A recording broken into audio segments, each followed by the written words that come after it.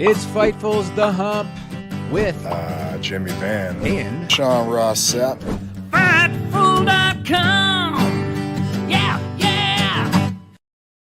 What's up, you guys? Welcome to Fightful. It's The Hump. It is March 12th, 2025. We got Jimmy Van here, just sitting there, looking around in his little glasses, his little hat. Look at it. little hat, looking around. His little wired earbuds like it's 2011. You know what? They were free, Sean. Or because Yes. you need free, for sure. For sure. Guys, leave a thumbs up on this video. I know I say that all the time, but I can't tell you guys how important that is to overcome the YouTube algorithm issues that we face all the time, because we throw everything on this wonderful channel. We got interviews, event footage, clips, news shows, review shows, and starting, I think I'll probably launch it next week. Jimmy, in the very room that you are, there are a lot of LJNs, and we did about, I think, 7 episodes on those, on Poppy figures, Remco Map Manias, and the like. So we got a new series coming to Fightful. If anybody wants to sponsor it, hit me up. But Jimmy, yeah, we got a little bit of work done a couple weeks ago. Yes, yeah, you weren't here last week, so I was talking to Alba about this. So Sean came to Canada. I shouldn't say came to town because I don't live in Toronto anymore, but he came to Canada. I mean, I did come to town. I did. Yeah, he did. But he came for Elimination Chamber. He made the 1-hour trek to my new house in the sticks in Canada, and we filmed all kinds of stuff. And now I should say this for anybody that might not be aware: the first one that's coming out was us debunking that lying carny Matt Cardona for claiming that I spent a bunch of money on a naked Miss Elizabeth LJ on prototype. So wait for that video where I tell the truth. It's a good one. You'll find it entertaining. I think I'm going to send it to him after this podcast just to take a peek. But that should be out next week, so check it out. Well, here's some good news. I don't usually promote Tier 2 of Fightful Select. It's just something that once you subscribe to Fightful Select, if you see, you kind of want. But I post a lot of early access stuff up there. So all of our interviews go up on Fightful Select Tier 2, $10 a month, earlier than anywhere else. I also am putting these episodes up as I edit them as well. So if you are on Tier 2, you can go watch this episode right now over there. Check it out. But by God, if you're here right now, this show basically exists to answer your questions. So get in your super chats. Get in your humper chats. If you're like, what the hell are those? It's this little $sign on youtube.com/Fightful, or you can go to humperchats.com, whether you're watching on Twitter, X, Twitch, Facebook, YouTube, any of that stuff. We've got humperchats.com. That's HUMPER chats.com. And we have a humper chat from this morning. This person sent this at 8:45 a.m., which is one of the great benefits of humper chats. Said, Hollywood ending was magic. Even Mariah's champagne bottle shot to Tony's box made perfect sense. Tony says she struggled with a torn labia the last few months. So after that, I reckon it's shredded now. Psychology to the most extreme degree. But Jimmy, first off, I agree with that. Fantastic match. Do you think it should have closed AEW Revolution? Knowing what happened in the main event, which was shit. And I want to ask you about it in a minute because Christian was made to look like an idiot. So I'll ask you about that in a minute. Knowing what they had planned for the main event, yes, I think that Tony Storm and Mariah May should have main evented. When the match was over, they had the end on the screen, which obviously matches Tony's character, but it would have been apropos for the pay-per-view too. So knowing what they were doing in the main event, yeah, I think they probably should have. Maybe you start with Moxley, or sometimes in the old days, WWE, they'd put the world title match in the middle sometimes. But yeah, knowing what they were going to do with that main event, they should have had Mariah and Tony go last for sure. Yeah, I think that considering the show was in LA, it would have been a great Hollywood ending to have the end. I think they should have had 2 big curtains close across the stage right after that happened as well. I think that would have been a perfect pay-per-view ending, and you could have just had the Moxley match air right before that. We are in a period where, a lot of people, like, for example, you hear Triple H say, women will main event if they deserve to be the main event. That match deserved to be the main event. Mm. It had more general interest in it than Moxley and Cope did. Like that's it. Like it's the hotter program. Yeah. And there's been a lot of denial regarding that over the last 6-7 months within AEW, but that's the way that it is. Like I think Moxley's story might have been the least entertaining of everything on the show. Yeah. And you had mentioned maybe with the exception of like say Okada Brody. But otherwise there wasn't the Death Ride just hasn't worked. I mean, let's be frank. I think it's gotten better. I think it's gotten markedly better. But I look at an AEW show and listen, I know what I'm getting at this point. 12 matches, it's going to happen. But like Commander and Hologram on the pre-show, got no problem with that. In any market, you should be marketing a Lucha Libre match completely separate because they have found that puts asses in seats. So got no problem. Especially in LA. Doing that. Especially in LA. But like I have seen in various areas, like there will be a poster and it'll be like Lady Frost versus La Catalina. And it won't be like heavily AEW. It just says Lucha Libre on it. I think that's very smart to do. So no problem with that. But the Undisputed Kingdom against Shane Taylor Promotions, and they had Daniel Garcia in there. That should have just been a trios match or on Collision or on Dynamite. I understand having the Big Boom AJ match on there. They did not need to have Okada and Brody King on the pay-per-view as much as I like Brody King. The Hurt Syndicate and the Outrunners is a Dynamite match if I've ever heard one. And what I would be doing if I was Tony Khan, which I'm not, I'd be going to people like the Hurt Syndicate, like Brody King, like Okada, like all these people and saying, you know, WBD pays us a lot of money. And it's important to have a championship week to hype up this pay-per-view that we're doing. Because, like, do you think that Rhea Ripley or Io Sky had a problem with their title match being on Raw? I don't think so. No. Like, you need to do that. And then, as a result of that, instead of a 12-match show, you've got an 8 or a 9-match show. And I agree, especially on a Sunday night. On a Sunday night, doesn't go until midnight. Yeah. It's a little bit more condensed. The crowd doesn't remember those lulls, and I think it goes a lot better. And the order, I think if they would have had a few less matches, just distributed elsewhere, and Moxley Cope would have been earlier, I think people would be talking about this as among AEW's best shows of all time. Yeah, I mean, this is something we've talked about before, is how many matches they have on shows, and the tribalists will always say, "Oh, you're getting your money's worth," and a lot of people will look at, say, what Hunter does sometimes, where he'll have 5 matches on a show, and they'll say, "You want more than that." But maybe there's a happy medium. So instead of having 9, 10, 11, 12, if you don't want 5, maybe 6, 7, 8. I don't know. With all the downtime on WWE shows, they could absolutely add another match and be fine. They could. Yeah, but going until midnight on a Sunday, like I live wasn't able to watch until the Tony Storm match, and I cut out before the end of Moxley Copeland because like I got to get up early in the morning. Yeah. So I just didn't feel like it. But there's got to be a happy medium there somewhere. Yeah, and again, I think that it was a fantastic show. It was a great show. I think it is the second highest attended Revolution of all time, too, behind last year's, which you're not going to beat Sting. You're not going to beat that one out.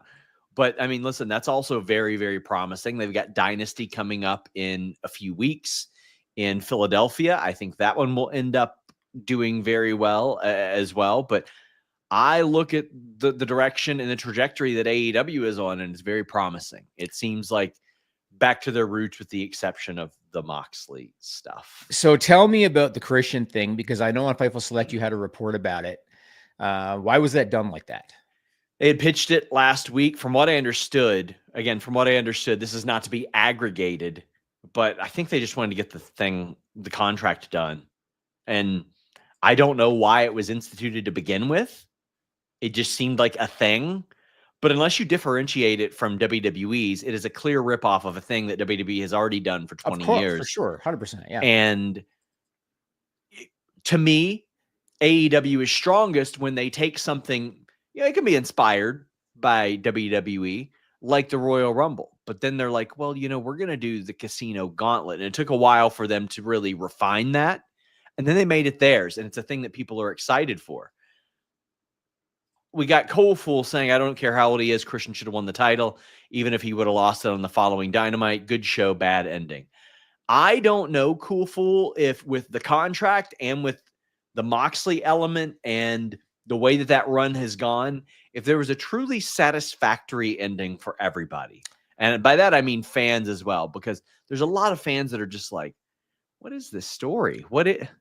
If they're looking to get it to swerve, then why not have Copeland win, have Christian cash in on Dynamite, and then Christian is a transitional champion and Swerve gets it off of him in short order? Here's what I say to that. Fuck that. Swerve should beat another top talent. Well, now he has to. Now he better. Yes. I don't like the idea of like, oh, we'll just go from here to here just to get it to him. Like you win him in the ring, you lose him in the ring. The top talent can afford to lose. Will Ospreay's just fine right now. Losing was almost like his hobby last year. Like he loved losing. Bryan Danielson, we joked that they were going to have to do a reverse Montreal screw job on him to get him to win the title because he liked losing so much. Yeah. If you're good enough, you can stay over. Yeah, you can absolutely stay over. We got a bunch of super chats and humper chats. David Camp had sent one early this morning. Look at that, 6:24 a.m. This is AEW's 37th pay-per-view event. Every single one of those shows was main evented by male wrestlers. Is 16 months of a strong build and a world championship on the line isn't enough to change that? What is? I completely agree. Like at this point, we have seen probably 2 or 3 different shows at least where objectively women could have main evented that show and women could have been the top match on the show. And I just don't see why 6 years in, we're not talking about this having happened yet. We're still talking about sometimes almost exclusively one Dynamite women's match per show. I know this is a battle that some of the WWE women are having where they're saying, why do we have to fight for non-title singles matches that mean something, that have a story behind them? AEW doesn't have that problem, but they definitely have why the hell hasn't a big match like this main evented a pay-per-view type of thing? Now, it main evented Grand Slam, Jimmy, which is nice, but this should have main evented the pay-per-view. Yeah, and again, given what they had planned for the main event, because Tony must have known that wasn't going to go over well, right? So, like, given what they had. I asked somebody 2 weeks before, I was like, hey, what's main eventing? They go, oh, it's Mox and Cope. Like it was not a big deal. And I was like, well, clearly it should be something, not even if not that, you could put Hangman and MJF on last and it would have went over better than that. You know what I mean? Yeah. Like there were 4 or 5 matches that would have worked out better. New Lac City says, completely agree with you guys on Mox main eventing. 9-10 show still for me. Yeah, me too. Says, hearing all the talking heads trying to pump the Rollins cage match over Ospreay Fletcher need to be slapped upside the head. So listen, I don't really engage in a lot of that, Jimmy. When somebody gets on a radio show, a podcast, and buries a match or anything like that, it's just, that's why I don't tweet a lot of criticism or negative stuff about a show. It's not worth it. If you want to come listen to it, come to my podcast. Have you noticed I don't do that anymore? Have you noticed that? Good. Yeah, because like you said, it's all There's you get. No, like even if you're trying to be constructive in your criticism, there's no winning. So I don't do it. I stopped. Very rarely do I do that because if people want to hear that from me enough, they'll come to my podcast. I've got plenty of them a week, but there's no winning there. Let me say this as far as the cage matches go. It's apples and oranges. You can't compare them. Exactly. Because one of them is on pay-per-view. You have much more leeway on pay-per-view. I understand people are saying, well, it's on Netflix now. WWE's not going to do Buckets of Blood. I'm sorry. They're not. It's a different company. It's just not going to happen. And they weren't going to be the same. Now, if I'm being honest, Sean, I didn't think either cage match was the greatest. And I understand that a lot of people are really putting over Ospreay Fletcher. I'll tell you why I didn't think either cage match for me as a wrestling fan was the greatest. It's because there was way too many kickouts for me. They kicked out of everything in both cage matches. Yeah. And so for me watching both of them, after a while, it almost becomes like a parody of wrestling after a while, kicking out of everything. Yep. So for me as a wrestling fan, I didn't think either one of them were as great as they're being pumped, because too many kickouts. I have a conversation with Scott D'Amore, head of Maple Leaf Pro Wrestling, that goes live tomorrow. And we talked about like some of the tribalism and how like angry people get specifically over wrestling. And like, Jimmy, I love the horror genre of movies. Really love them. Old school or the newer ones? It depends. I like reality-based stuff. I like something that I believe plausibly could happen to me. I like movies like Hush, Not Safe for Work, a lot of stuff like that. Even Halloween is somewhat reality-based. More than the fucking Conjuring, or more than okay. I was thinking like Butterfly. What's it? Here, listen. More than the occult stuff that people lean into, more than ghosts and goblins and all that goofy shit. But I'm not going to go online when somebody says, "Man, I'm watching The Conjuring 2 and I really love it," and like scoff at them and make my entire personality disliking that. Yeah. I enjoyed the Paranormal Activity series. It was a little bit out of the realm of what I generally enjoy, but there was this film where it was from the 80s. It was based in the 80s, and they put a camcorder on an oscillating fan, and it created this this suspense that I really loved. It was outside the box of what I normally like, but there were elements of it that I really loved. And still, I'm going to go watch Hush, that I think is the best horror movie I've ever seen, and think that it's better, but I can enjoy those other things. Then there are things like The Conjuring or movies like that I looked at and I'm like, man, I just can't get into it. I can't do it. But a whole lot of people like that. Sure. I'm not going to call them stupid. I'm not going to call them idiots or marks or any of those things. Entertainment's subjective, man. I don't like particularly gory movies either. But I'm not going to sit there and bury it as being horrible. There are some low budget movies that I love and some that I think suck. But am I going to go and say, this stupid indie bullshit that we're watching? It is so weird. It's so weird.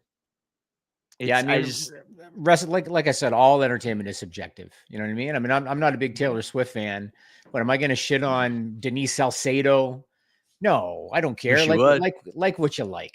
Like what you like. I don't. Also, yes, Halloween is far more reality based than a lot of stuff. Like, listen, buddy. A girl that went to my gym is currently on trial for murdering her mom. I'm aware. Chopping her up and cooking her.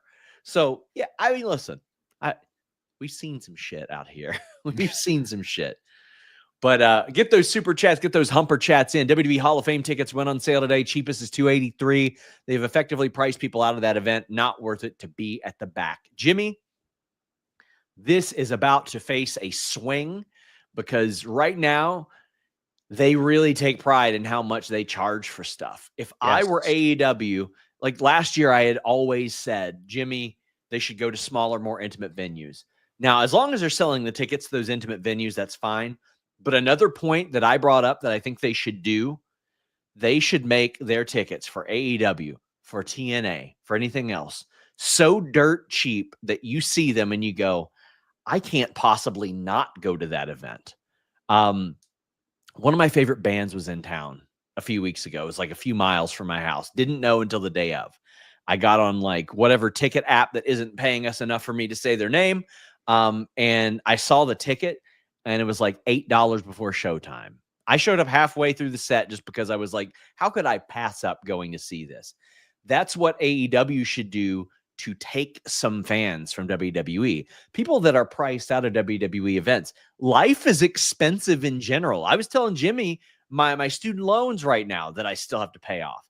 That shit is expensive just to have previously lived, much less live now. So if you're a family of 4 trying to go to a WWE show right now, paying for parking, paying for concessions, maybe a shirt, the tickets in general, the fees on top of the tickets, it's going to cost you hundreds of dollars at least.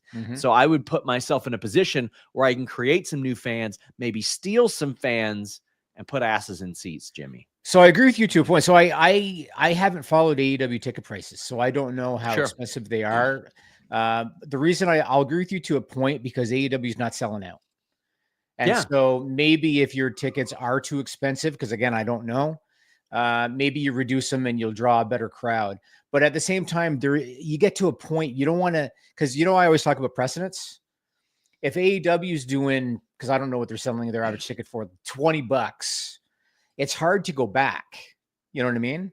So it's about making sure that if you reduce it, it's to a level where you can, go back up when things say swing the other way and you're more popular without everybody hating on you. But if AEW is still, remember we've talked about this before, where they would start out more expensive and then before the show they're doing heavily discounted ticket pricing to get people in the door. That's where they were pissing people off. If the prices are still really expensive, then they need to cut them down, but I just haven't followed it. Well, I mean, from our business, like one of the things was I fought the paywall tooth and nail, but I said, let's at least make it to where if somebody was ever willing to pay for wrestling news, they'd look at our service and go, that is so inexpensive. That's the one that I want. It was $5. Now it's $6 a month. FightfulSelect.com. But Jimmy, I've got a way that some people can save a little bit more money. I have long talked with you guys about the content that you can access with NordVPN.com/Fightful, but it doesn't just stop at pro wrestling. You can get MMA and boxing pay-per-views at a much more affordable price when you change your virtual location with just one click using NordVPN.com/Fightful. It doesn't stop there either. Football games. Man, if you want to check out those out-of-market football games, you don't have to spend hundreds and hundreds of dollars. You can get NordVPN.com/Fightful and just change your virtual location. How about baseball games? They make it harder than ever to actually watch baseball games. It is a task, not with NordVPN.com/Fightful. They got everything you need, in addition to all the threat protection and security that comes with NordVPN. But if you want that content, NordVPN.com/Fightful is right for you. So guys, I've mentioned this, but when Raw airs live in the UK, I will be doing our live post show at like 5:30, 6:30 p.m. on Mondays. Very excited for that. If you guys want to watch SmackDown as it airs live, NordVPN.com/Fightful allows that to happen because Netflix has the rights overseas. In the States, they're still going to air it at the same time. But if you want to watch that much earlier, get NordVPN.com/Fightful. Just log in with your Netflix account. Netflix is remarkably chill about VPNs. They just want your subscription. That's it. They don't care what country you're in. But Meet Normus says, did you all see the Leafs swoop and throw Superman punch? I did. Start a hockey fight. He promptly got his ass whooped with that poppy. What's the worst wrestling move to use in a real fight? So Jimmy, in a real fight, some color on the Leaf situation for those who don't know. Do you have any? Not really. It was Simon Benoit is a player that plays for the Leafs. Got into a fight. I can't remember who. I just saw the clip. I can't remember who they were playing, but he literally kind of jumped up and threw the punch. And there's an image from it that was all over Twitter because in the image he's like off the ice, like his skates are off the ice, and so that went viral. And so a lot of people are saying that he threw a Superman punch. In terms of the worst wrestling move to use in a real fight, Canadian Destroyer. Possibly. So here's the thing. I have been around MMA, all that stuff for a very long time, pro wrestling for a very long time. When I got trained, it was in catch wrestling, which is the foundation of pro wrestling. It's quite literally pro wrestling moves that work in real fighting. And you'll often see so many people on the internet say, oh, this flippy stuff doesn't work. That's funny. I've watched Anthony Showtime Pettis run up off a cage and kick somebody in the head. I have watched a UFC fighter do a lion salt. I remember. And you got the tap out. Yes. I've seen all that stuff. What I've never seen work is a rear chin lock with no hooks in, just standing there like this for 2.5 minutes. And it's so funny because I never see all the people that say, this is unrealistic. Here's a little secret. It's all unrealistic. It's not a real fight. Otherwise, people would just watch MMA. That's you know what's unrealistic? An open hand chop to the chest. You know why they do that? Because punches are supposed to be illegal in pro wrestling because they knock each other out, they break hands, all that stuff. That's why the chop even exists. The mere fact that anybody is even doing a chop in 2025, if punches aren't outlawed, doesn't make a damn bit of sense. It's for the sound.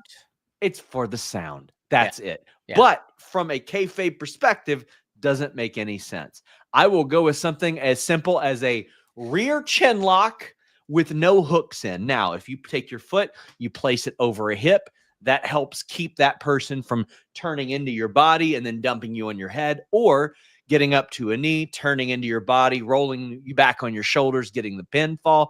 Like, I would see that stuff. There'd be people who would come to train with us. They do pro wrestling training with us and want us to implement catch wrestling. And every time they'd slap on a rear chin lock, I would watch people on our team just take their back immediately and like put them in what's called rest position or roll them on their shoulders. Little things like that that became pro wrestling tropes that people just think as normal are some of the most unrealistic things that I've ever seen. Also, while we're on the subject of unrealistic stuff, one of my pet peeves in wrestling is when you have somebody knocked down. You've seen this a million times. You don't realize it, Jimmy. The shoulder block, and they just fall down on their back, right? And then the person who did the shoulder block just runs to the ropes. And then the person on the ground does the, now you got to jump over me thing. That's just a classic spot. Yeah. What move was the person doing to begin with? Why did they need to hit the rope? Were they going to do a rolling thunder? And then after they jump over him, then there's a leapfrog next. Of course. They do that all the time. That's a classic spot. The leapfrog makes sense if it's a smaller person trying to avoid the momentum of a bigger person. But I'm like, okay, bam, shoulder block. Then you look at him and you go, yeah. Then you hit the ropes. What move are you doing? What are you doing? You doing the people's elbow in your first sequence? What's going on here? Meet Normus got me hot. Listen, he's apparently. It drives me nuts, Jimmy. Oh, it drives me nuts. There are things wrestling that drive everybody crazy. I hate it when somebody does a dive onto a group and the guy in the group that wasn't touch bumps. So here's fun story. So my catch wrestling team would often serve as extras for matches that we were in, because I would team with my catch wrestling coach. I would wrestle my catch wrestling coach. And we did a spot where I did a little jump off the top rope onto the guys on my team. And one of the guys didn't get hit. He had never done a lick of pro wrestling. I was so proud of this man because he didn't bump. Good. What he did was he looked around and he's like, I can't believe this shit just happened. Like, that's what he did. I was like, man, why? That's why sometimes you probably need an outside eye to occasionally look and say, why would I do this? But isn't it common sense? Like, why do they feel the need to do it? Like, they must be told by the producers. I don't know. It's like, okay, just go somewhere else for that. Just don't sell it. Just be like, let me get out of this chaotic situation. Right. Yeah. It's one of the things I really, really hate. And both the major companies, it happens. Matthew Hooks of Hooked in Voiceover says, do you see Collision moving so pay-per-views can go to Saturday? That has nothing to do with it. So I'll give you a little bit of a behind the scenes here. When it's NFL season, they don't do Sunday pay-per-views. They do Saturday. I wouldn't doubt that Collision moves to Thursdays once the NBA rights are gone from WBD, though. That's what I expect. Does Nick Khan involve in WWE creative? I think he probably throws some things their way. Who do you think the wild card is for the tournament tonight, says Hannah Hune. I don't know this, but I would imagine Speedball Mike Bailey and or Josh Alexander fit pretty well there, Jimmy. Interesting. Yeah, I've been waiting on both of those guys, eh? Interesting. I'm curious to see what Josh does. Josh is I don't know, because they're Canadian. Yeah, Canadian. I don't know Mike Bailey, but Josh I've chatted with a few times. He's a good dude. So I'm curious what he could do. Speedball is they've been working on visas for both of them, from what I understand. But yeah.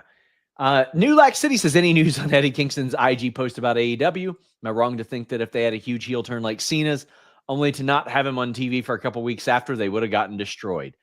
AEW would have 100% gotten destroyed if they had something the level of a John Cena heel turn and then did not follow up with it on TV and have him on that show. That is for sure something that would have happened. I think it depends. So I think if it's a full-timer, then they'd get destroyed. Because it's John Cena who did the Royal Rumble, then did nothing until Elimination Chamber, because everybody knows he's filming movies. It's different. Now, AEW doesn't have anybody like that unless MJF was off doing Happy Gilmore 2 and then comes back 1 week, does something shocking, and then you don't see him for a month because he's filming Happy Gilmore 2. The crowd would be accepting of that. But if it's a full-timer, I'm with you. And the Eddie Kingston post, I think that's him building up a little bit of hype for his return. That's what I believe. Mike Booble says, I was going to ask a question, but you already know the ending before we do. So what's the point? But seriously, SRS, did you enjoy the Blair Witch Project? Yes, that's the one I was going to mention, the Blair Witch Project. So I didn't hate it. I'm not big into like occult and witchcraft elements. I like a lot of home invasion movies. I like a lot of, I can't believe this shit is happening, but it could happen to me type of thing. That being said, I really like found footage movies. So for example, God, what is it? Cloverfield. I like Cloverfield. It's pretty solid, even though it's the alien one, right? The alien one. Yeah. Like I can handle that because by God, if we're the smartest creatures out there, we're fucked. But I like a good found footage movie. I'm more like, if you've ever watched Creep or Creep 2, both incredible movies. I prefer those over something like the Blair Witch Project. But what I really admire about the Blair Witch Project and that genre in general is being able to take something that has a budget of less than $1 million and making $250 million off of it. Right. The art in making something out of almost nothing is something that I really admire. Because listen, that's what I've done for a lot of my career, is try to take what I have and maximize it and get people interested in it. And I think that Blair Witch Project is maybe the best example of that. Then they do a sequel and they throw a lot more money at the sequel, and it doesn't do nearly as good as the first one. That being said, like The Ring isn't a traditional movie that I would like, but I loved it. Thought it was great. Somebody mentioned The Purge. My wife loves The Purge. I love The Purge too. Yeah. I liked it. Yeah. Lord Peter says Revolution highlights Mariah, Tony, Osprey, Fletcher, Nigel thinking Leslie Jones was Swerve's grandmother, or it was Nana's grandmother, I think it was. Let me ask you this question. Whenever there are celebrities at a show that are going to be interviewed, do they do any kind of prepping? Is there any discussion beforehand? There is. There is. And there was. I don't know why that woman said what she said. Okay. The Queen of the Ring actress, and I apologize, I don't know her name. I couldn't believe that she said that on the actual wrestling show. They didn't script her, obviously. Yeah. They thought she's a normal actress. She can just handle this, and then she could not handle it whatsoever. Ryan says, feel like you haven't confirmed Julia's injury. Sorry if wrong. Do you think Julia faces Mako at Stand and Deliver? I think that would be a really, really great retirement match for Mako Satomura. I have not confirmed Julia's injury. I do not know if she's got an injury, so I can't speak to that. I really can't. I do think that her facing Mako at Stand and Deliver makes a lot of sense. But that episode of NXT last night was one of the greatest episodes of NXT I have ever seen in my entire life. If you guys have not watched that, that was a show. You had the TNA versus NXT element of it. You had a title for title match. You had Jordan Grace against Roxanne Perez, who seems to be poised for the main roster. Yeah. It was an insane show. They killed it last night. The venue looked great. It did. It looked. See, that method is working really well for NXT as well. Mm-hmm.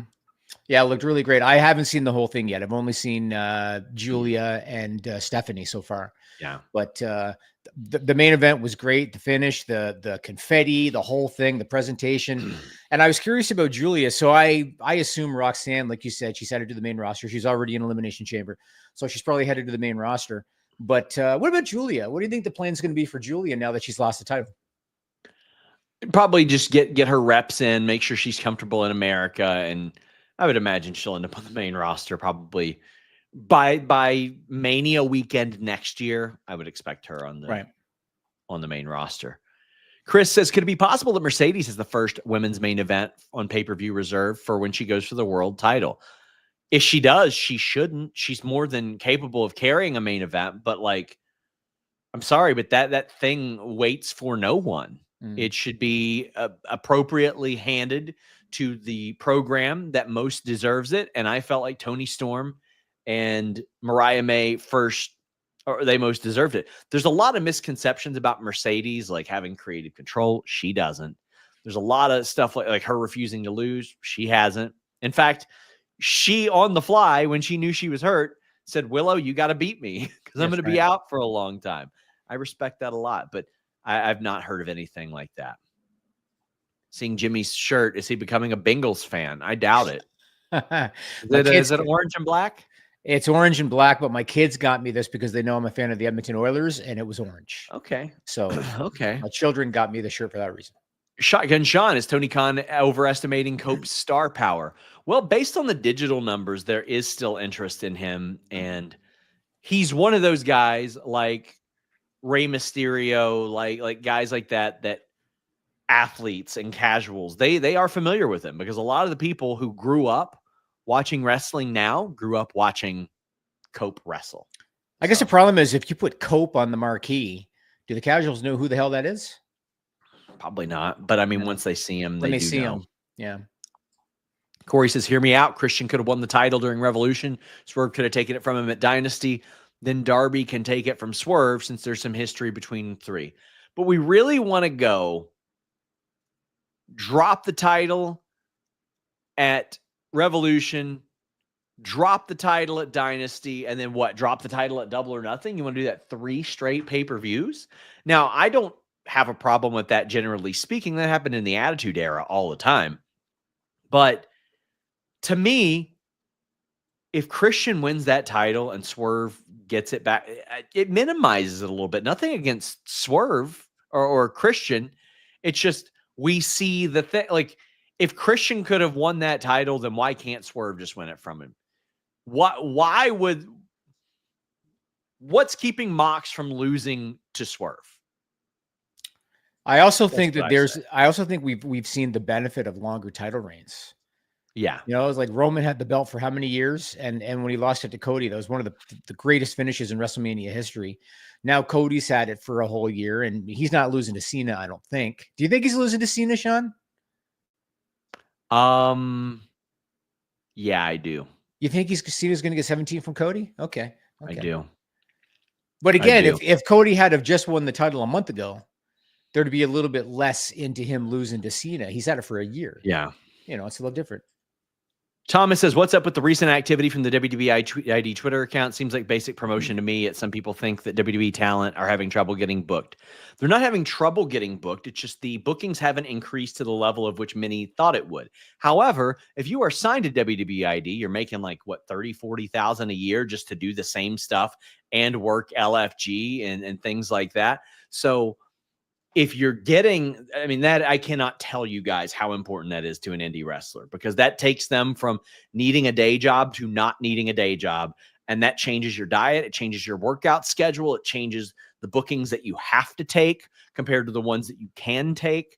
A lot of that stuff, an extra $30,000 to $40,000 a year goes a very long way. So here's an obvious question, and I don't know if you know the answer to this. Have the rates for these wrestlers increased since the WWE connection? Some of their rates increased. Yeah, like their asking prices. They're asking prices. Yeah, for sure. Yeah, some of their asking prices did increase. I did confirm that for sure. Are they worth it? Like, are these people known in any way, aside from the fact that they can put WWE, you know, on their some website? of them, I mean, there were a number of them that I had never heard of until WWE ID tagged them. But if WWE sees something in them, then it's clearly somebody that they have their eye on. No, but yeah, but I don't mean WWE. I mean, is it worth it to an independent promotion to pay a premium for somebody that you might not be able to sell extra tickets for? So let's say their asking price increased by $100. It is hard for me to believe that just having a WWE ID tag on someone sells even 3 or 4 more tickets. Right. Hard for me to believe that. Was last night Roxanne's NXT swan song? It should be. I'm ready for her to go to the main roster and work with Bayley. Absolutely. Absolutely. Shotgun Sean says, will Tony Khan be made aware of negative fan feeling towards a main event? AEW is doing great apart from Mox's main event scene, Reign of Terror. He's aware. Like, he knows of it because he's all over social media. He knows. He is. He's all over social media, less than he used to be. But I remember when the rumors that Darby was just going to come back and win the title from Mox came out, he had told people, like, he had seen that and had told people that is not a set in stone plan. So he is aware of that stuff. It's not like it's a secret or anything like that. You know what I read on the news today? What's that? This isn't related, but it's kind of related. The Vancouver Canucks hockey team in the NHL, apparently have people on staff who on a daily basis comb social media for criticism about the Vancouver Canucks, and they send it to the general manager of the team and to management. And I saw that and I thought I think that's ridiculous. But that's apparently what the Vancouver. If anybody in the chat's a fan of the Vancouver Canucks, how do you feel about that? Apparently, they're combing social media, sending the criticism to the general manager. I don't see the point. And the Canucks have been one of the laughing stocks of the league with some of their managerial decisions. So, what I encourage you all to do whenever I say something you all don't like, tag Jimmy Van on Twitter, because let me tell you guys, that always works, and he definitely cares a lot. Whenever you're trying to respond to all of it. Yeah, whenever you tag Jimmy Van and you call me an embarrassment and say that I'm ruining Fightful and all this stuff, he definitely gives a shit about it. It's something he brings it to me on Twitter, on not Skype anymore because that's every day. Away. Every day on Slack. He messages me and he says, "Sean, you got to clean it up, buddy." That's what he does every time. Speaking of one of those things that I said that pissed people off. Alex agrees with me, though. Reminder that One Headlight by the Wallflowers, Jacob Dylan, is a better song than anything Bob Dylan ever did. Jimmy, your thoughts on this? Because I am staunch in this opinion. I don't know that song. You know that song. If I hear it. But like, listen, just based Jimmy, on hearing the name, I don't know it. I'm willing to get us demonetized. You know this song. There is no way you don't know this song. I got a Bob Dylan story for you. Well, that's cool. I've got a Jacob Dylan song for you. Okay. Yep, I know it. Yeah. As soon as I heard that, I know it. Yeah, I definitely know. Way better. To me, one of the greatest rock songs ever written. To me, I Bob think Dylan's he's a different beast. Have you seen the documentary on Netflix about We Are the World? Yeah, I hated it. The documentary? Yeah, it sucked. Okay, so did you see how Bob Dylan was in there? Yeah. And he didn't know what to do. Bob Dylan's like, you want me to do what? You want me to like perform this poppy song that like Michael Jackson and Lionel Richie wrote? Yeah. Like, because his style is just completely. Bob Dylan is a type of performer that you love him or you hate him. There's not a lot of in between. I'm going to save you guys the trouble of watching that documentary. Here it is. We all got together for this cause. And then this person showed up and we couldn't believe it.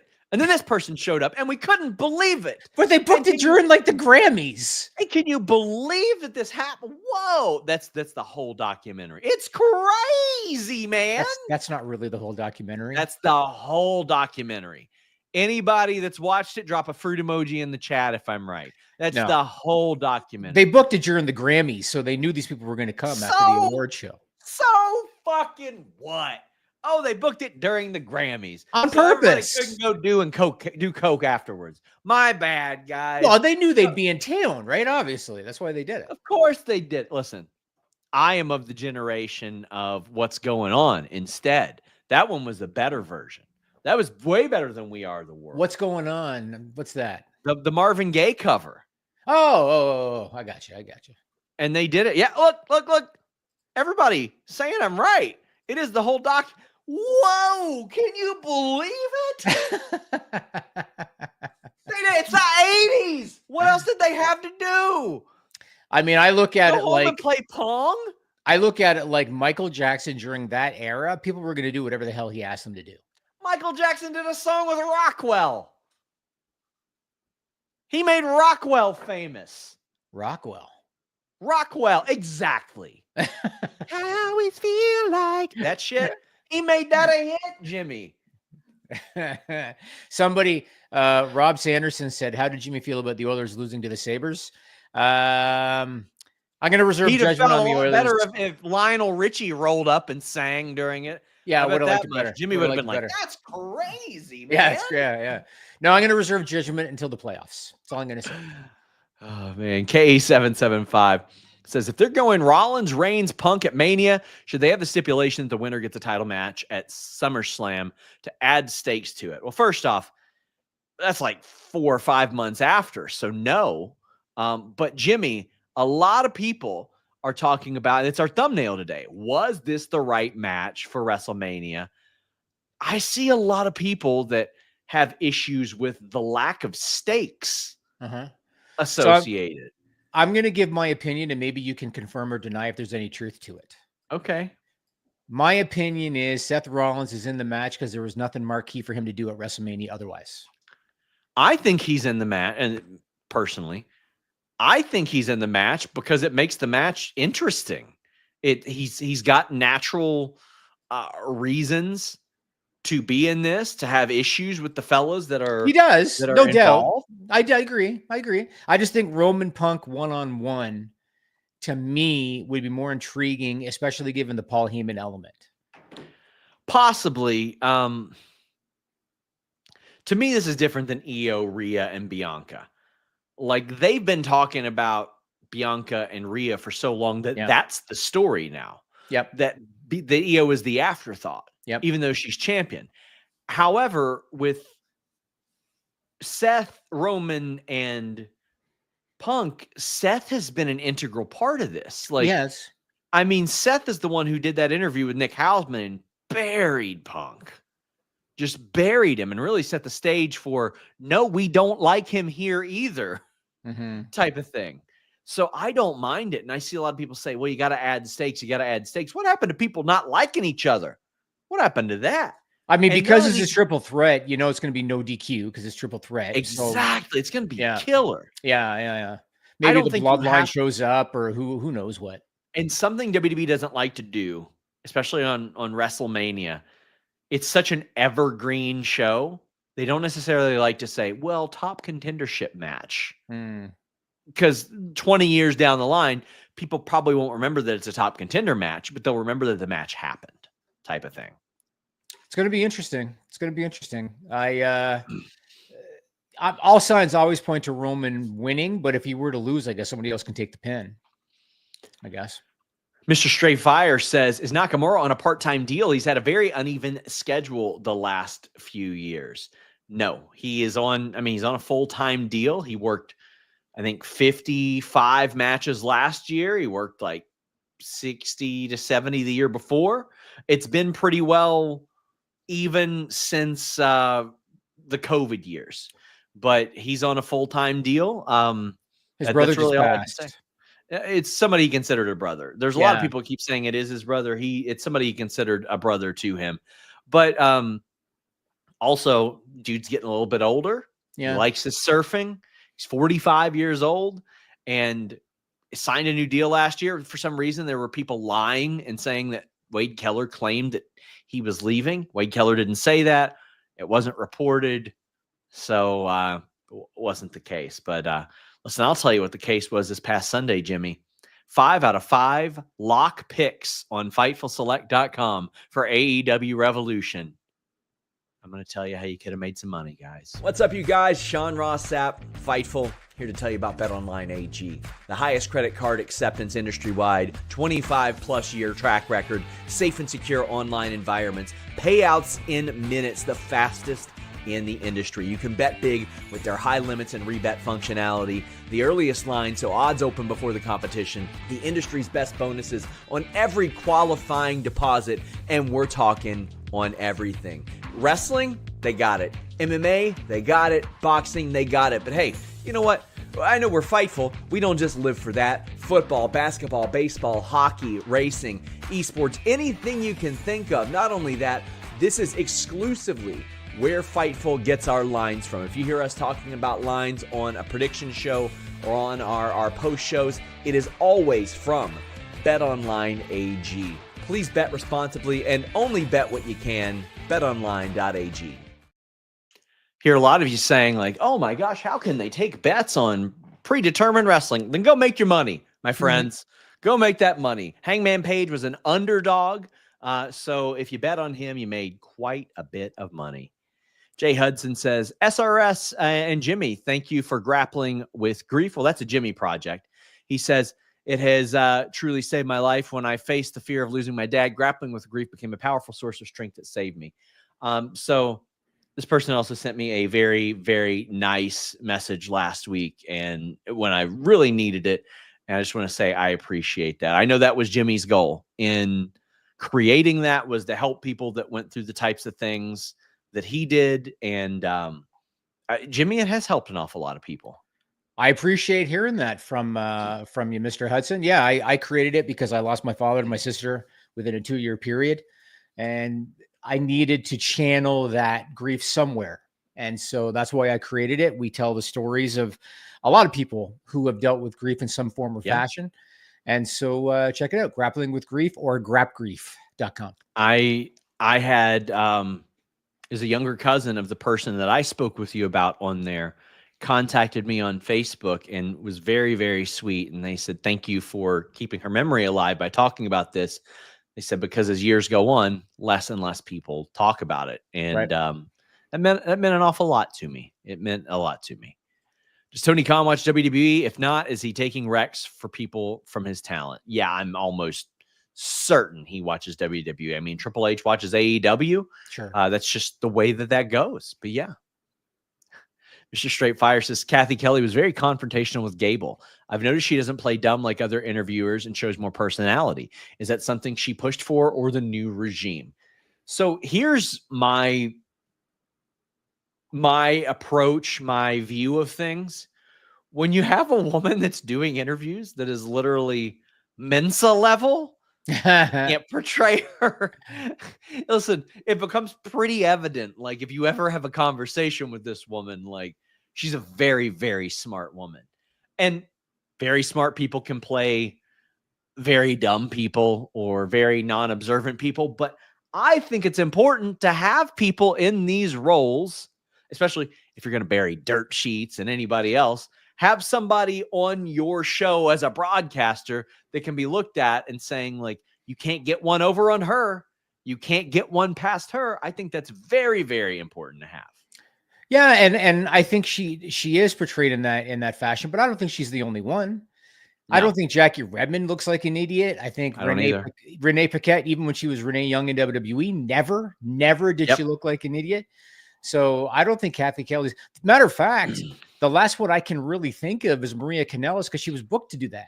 That was the way she was booked to. Yeah. So otherwise, usually they're portrayed, I think, fairly legitimately. At least the women are. I think they need to start doing that with referees as well. I think there needs to be referees that heels don't want because they know they can't get away with stuff. I think in AEW, if you are the Young Bucks as heels, you want Rick Knox because you know he ain't going to pay attention or enforce shit.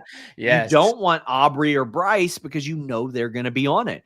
Or people that have certain tendencies, so to speak. That's what I would like. WWE referees, and I'll speak for WWE particularly because I think it's different in AEW a little bit.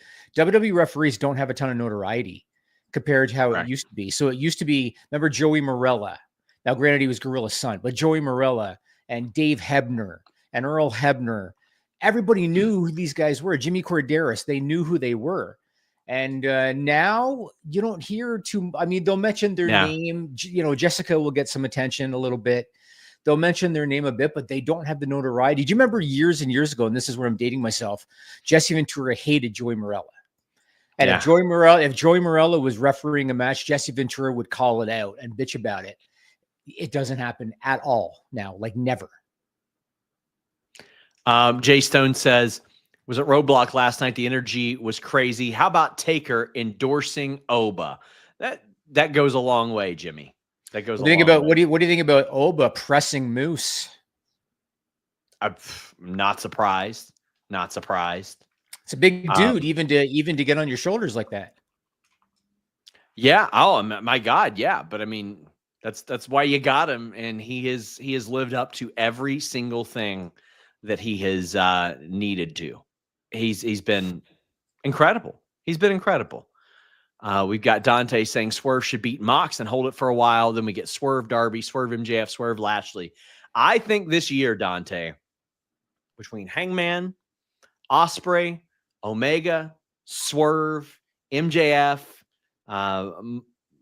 gosh, all these people that you're mentioning in general, we're about to see an insane run of AEW. Things are looking promising. Is there anything like on the horizon that you look for and you're like, okay, this is looking good? The kid that's impressing me the most lately is probably Kyle Fletcher, because Kyle Fletcher, and I don't know how to say this without sounding disrespectful, he looked like a Muppet, and he didn't, and he didn't look like, well, he didn't look like a player. He didn't look like a player. He didn't look like a guy that could be a top guy. Shaves his head, gets himself into incredible physical shape. He looks like, everybody compares him to a young Randy Orton now. He looks like a star, and obviously he can work. And so I think this is going to be a pretty big year for Kyle Fletcher. I mean, Will Ospreay's done a lot for him in their series matches. So I think he's going to have a big year. Okada is also going to be, I think that it's time to see him kick it into the next gear and to get what they paid for out of Okada as well, because lately ain't been it.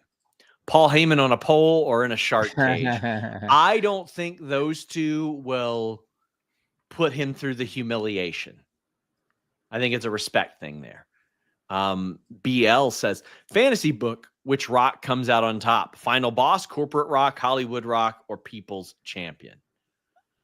People's Champion took a lot of L's. Corporate Rock took a lot of L's. Hollywood Rock was pretty snooty, so to speak, and took some L's. So far, it's got to be Final Boss. He generally gets what he wants.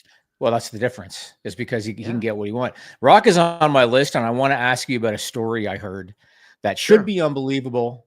It should be unbelievable, but it's not because it's The Rock. It was a report that I believe you confirmed on Twitter, Sean. Is there any truth to the story that The Rock wanted Cody Rhodes to turn heel and Rock was going to be the babyface? Well, Jimmy, if you subscribe to FightfulSelect.com, I told this story. Yes, that's what I'm asking. Yes, there is truth to that. Now, I want to make something abundantly clear, and you can go back and see our reporting. Where do I start? So the day before Dave Meltzer tweet and deleted something regarding this, because he wanted to put it behind the paywall. I respect it, Dave.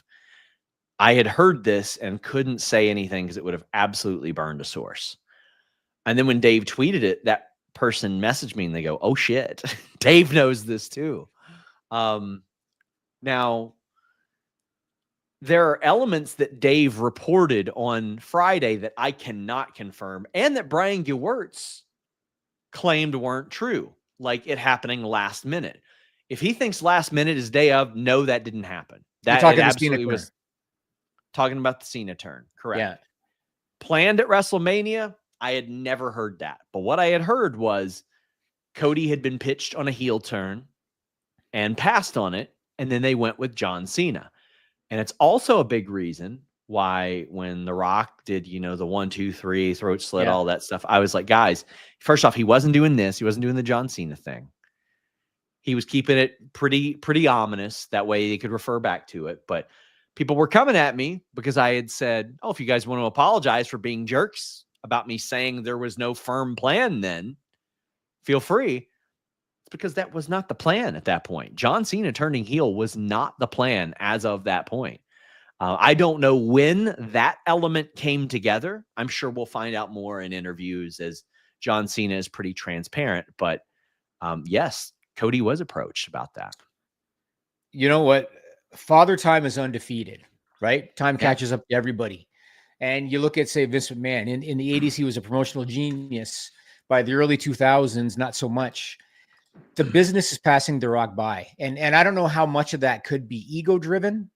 I don't know how much. I don't think it is.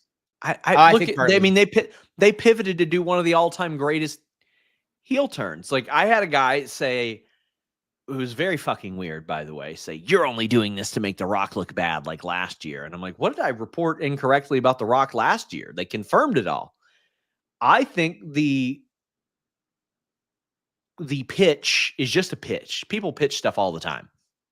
But then pivoting and going to this, I think worked out great. No, Now it did. I don't think it's passing him by. I think maybe his initial instincts aren't what they once were, but that's okay because it seems like he is willing to pivot to stuff that is very creatively satisfying. Yeah, which is true. But Cody is the first wrestler in the last 20 years to be as close to John Cena as they've had. He's the first wrestler that's been the model employee, the model champion, draws a house, sells merchandise, great ambassador for the company. He's the first one they've had in like 20 years. Why the hell would you turn him heel now? And I'd be like, so you say it was pitched to Cody. Does that mean that Hunter was on board with it and went to Cody? That I don't know. About it? Okay. Still working to find that out. I don't understand how that makes even a shred of sense. Why you would go to Cody with that now? Maybe they turn him heel later. Why on earth would you do that now? It makes no sense.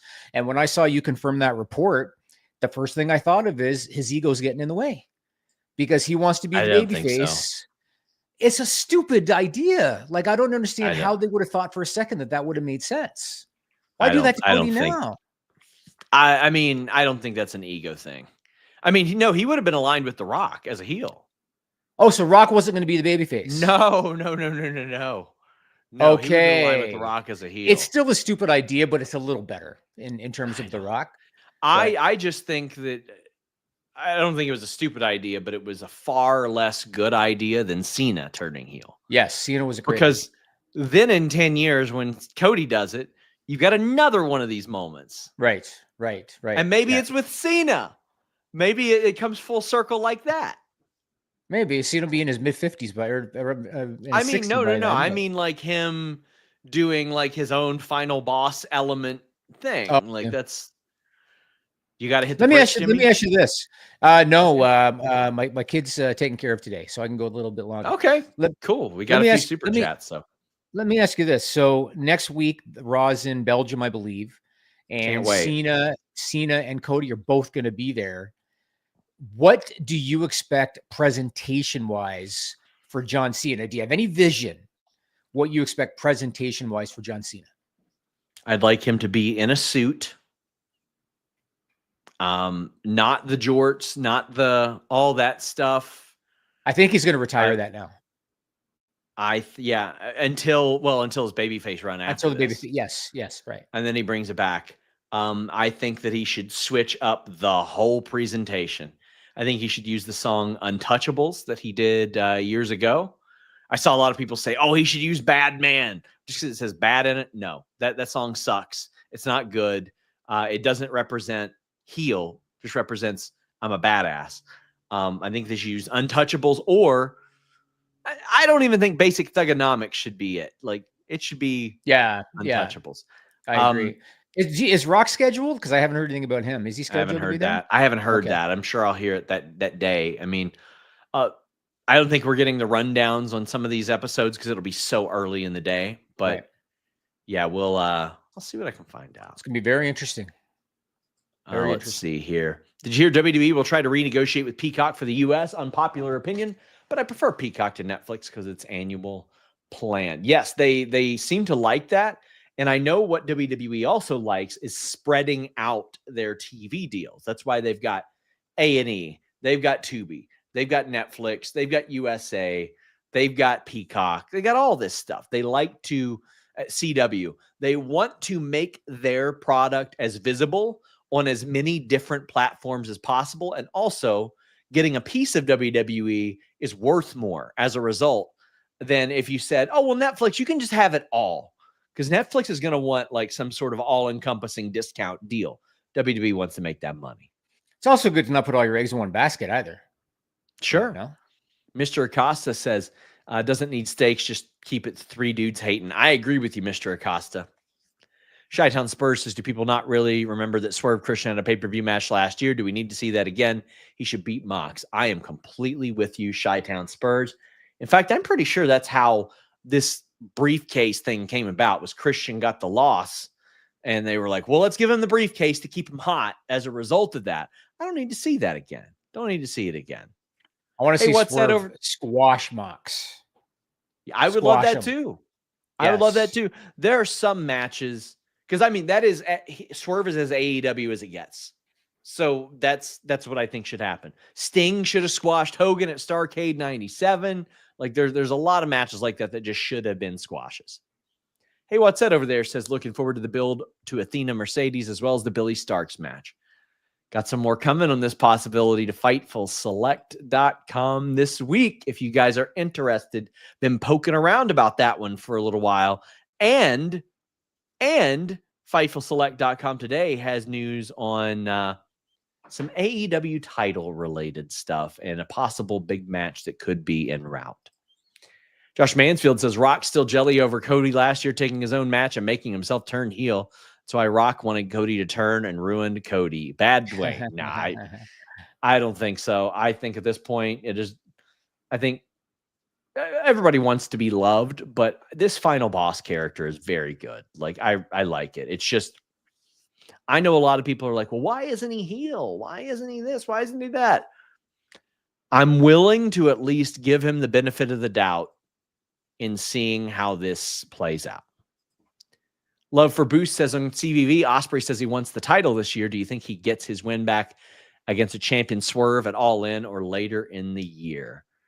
Later in the year, I have heard some vague ideas for All In, of which are very, very good, mind you. The card that I have heard is, yeah. I think that would be, a natural match to follow up on. But yeah, Josh Mansfield says, how is Bengals free agency going? At least we got Miles back. You mean Myles Garrett? Listen, that team has ran so stupid, the Browns. That's the only thing that gives me hope is at least we're not the Browns. The Bengals need to sign their big three back immediately, and they need to get it done. They cost themselves over $15 million. $15 million. Did you hear about Vladdy Guerrero? Deal. I sure did. So I know you're not a fan of Bengals management. Blue Jays management is right there. Oh, I know. They're right there with the Bengals. Embarrassing. I know. Patrick the Heel says, when are Chemical X expected to return to NXT TV? Was there any reason they've been off for a month plus after their initial run? Actually, so when Shotzi was brought back, it was originally thought that she was just getting some reps to go back to the main roster. So like I was a little bit surprised that that was something that was brought up anyway. But no, I haven't heard any details on that, Patrick. I will work to find out though. But guys, leave a thumbs up. FightfulSelect.com. We would greatly appreciate if you guys would do that. It's $6 a month or $64 a year. Jimmy, anything you want to tell the people before we go? Congratulations to Rusev and Lana, or I should say Miro and CJ Perry. I know that they have renewed their wedding vows, and I was posting on Twitter. Now there's a chance Rusev and Lana return to WWE. There's a chance. I think that's why that information came out. I think that was very intentional. All I got to say is sometimes I like to say stuff hoping that it will come to fruition. Lana back in the business suit with the tight bun in her hair, back in the business suit. That was the best Lana. And maybe Rusev Day will get another shot. I know somebody that used to sing with him who's part of the TNA broadcast crew, I think, might be available. So I would love to see the return of Rusev and Lana. That would be great. Guys, until next time, we're out.